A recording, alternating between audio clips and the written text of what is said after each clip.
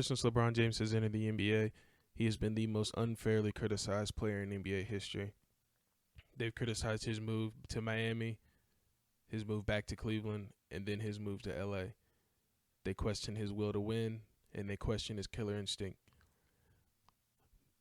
LeBron James has proven that he is the most clutch player in NBA history, time and time again, regular season or postseason. Yet, the narratives continue to be that he is not clutch. LeBron James has also proven that he is one of the most skilled players in the NBA, but nobody wants to go along with that either. So today, I'm going to do false narratives about LeBron James. Thousandth time, I'm going to say it again. LeBron James, as great as he is, as gifted as he is, was not born with a clutch gene. Skip Bayless has built his entire career on that statement alone. He's built a lot of fans on that statement alone. No matter how many times LeBron James has proven that statement wrong, his haters will still claim that he has no clutch gene. No matter how many times he does it, whether it be regular season or whether it be in the playoffs, they will continuously tell you that either he got lucky or that he still is not as clutch as Michael Jordan. In 2018, LeBron James hit 2 playoff buzzer beaters, leading his team to the NBA Finals, even though he had some former teammates criticizing him, saying, "It's the first time in my career I can look down and be like, that MF can make that shot too." Now, that's Kyrie Irving talking about Kevin Durant. LeBron James has consistently proven that he can hit playoff game winners or regular season game winners. Kyrie Irving was his teammate during this one and during this one as well, as you can see number 2 running down the floor trying to hug LeBron. Now, compared to Michael Jordan, LeBron James in the postseason is a more clutch player. Michael Jordan is 5 for 11 on go-ahead shots in the final 5 seconds of fourth quarter and overtime. LeBron is 7 of 15. Buzzer beaters 3 to 5 in favor of LeBron. These two have been consistently compared in their respective careers. LeBron James has been unfairly compared to Michael Jordan as he came after Michael Jordan had already finished his career. LeBron James has faced all of the comparisons and all the scrutiny that comes with chasing Michael Jordan.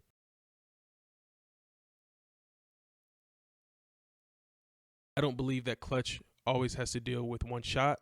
I believe that clutchness can come down to making the right play, making the play when your team needs it the most, or a game. LeBron James is, you could argue, is the best clutch game player of all time, and there's no argument. He's in Game 7, LeBron James is averaging 35, 10, and 6, and is undefeated since 2008. He has not lost a Game 7 since 2008. Now, when you look at these stats, people probably will tell you, they'll probably bring up the teams that he played against, and they'll bring up all this other stuff. But when you look at playoff clutch scoring, and you look at who else is in the league right now, Giannis, Harden, Kawhi, Durant, and Steph Curry do not compare to LeBron James when it comes to playoff clutch scoring. He is number 1 of all active players. Some players have a higher percentage, but they do not have the same amount of point production. Now you have people like Stephen A. Smith who will look at this chart and then go and say things like this. Religiously stated that there is nobody in the history of basketball that I would want on my team, leading my team for the first 46 minutes of any game, more so than LeBron James. The first 46 minutes of any game, considering his skill set, his conditioning, his commitment to excellence, and the multitude of things that he brings to the table as a basketball player. I want LeBron James for the first 46 minutes above any player in NBA history. Okay? The last 2 minutes, not so much. This is one of those unfair criticisms I mentioned earlier.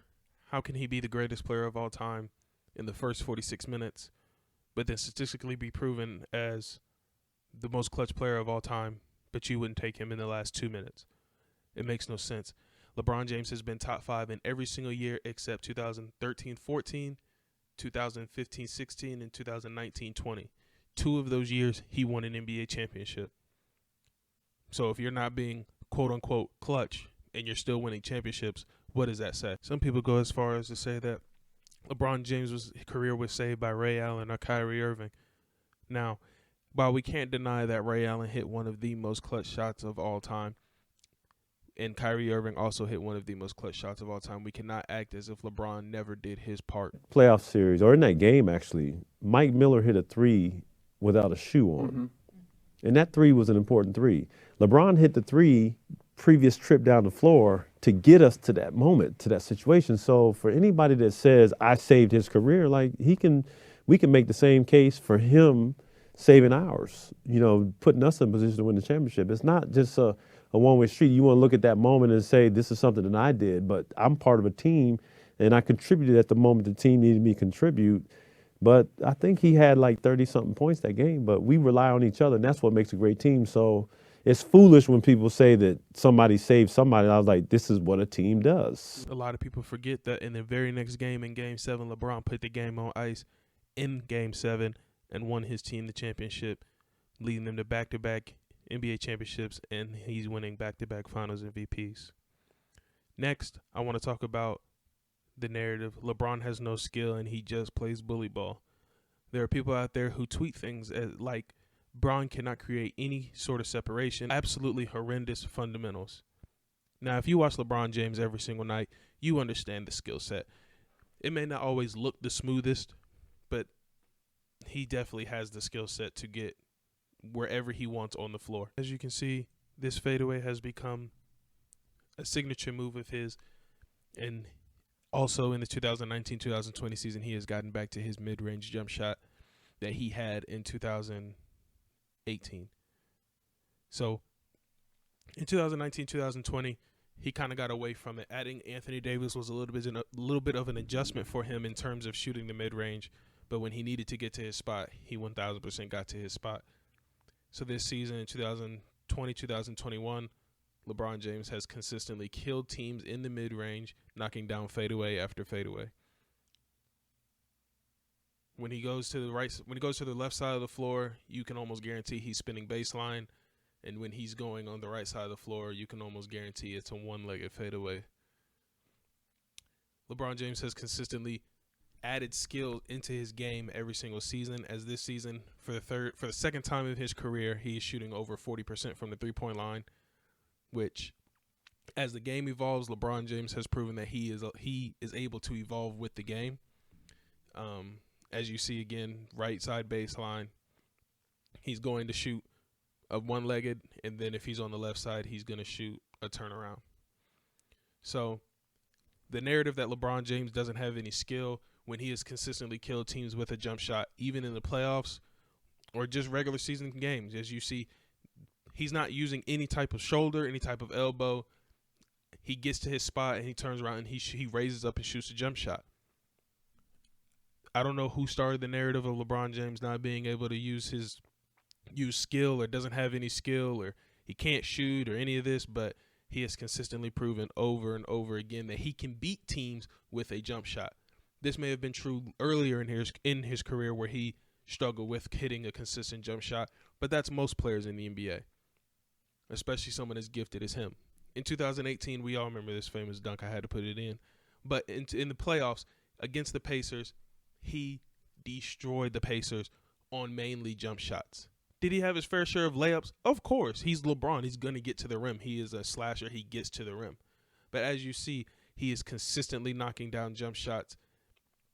And teams have all of a sudden started, it's not, we can't leave him open. There was a recent interview with Kevin Love saying LeBron told him, you bet not gap him, which means going under the screen and giving him space and forcing him to shoot jump shots.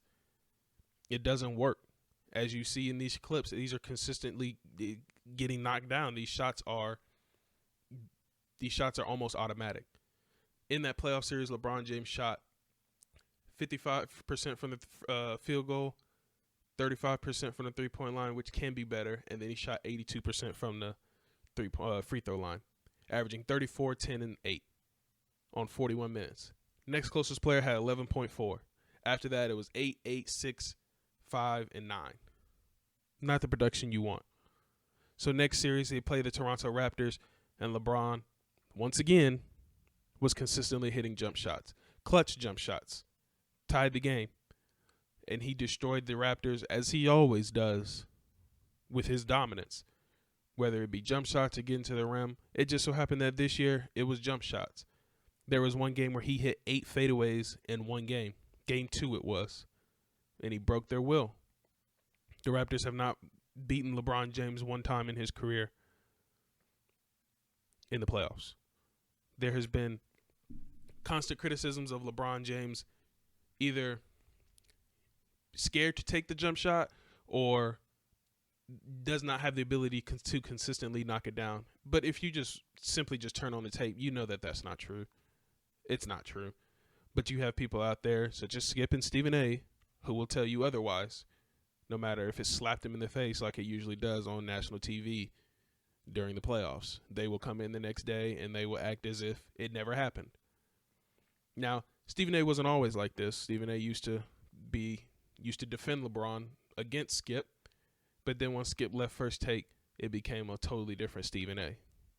And that's how it goes. That's TV. But that's why you cannot get your arguments and your points from TV. You have to turn on the tape by yourself and just watch the magic happen for yourself.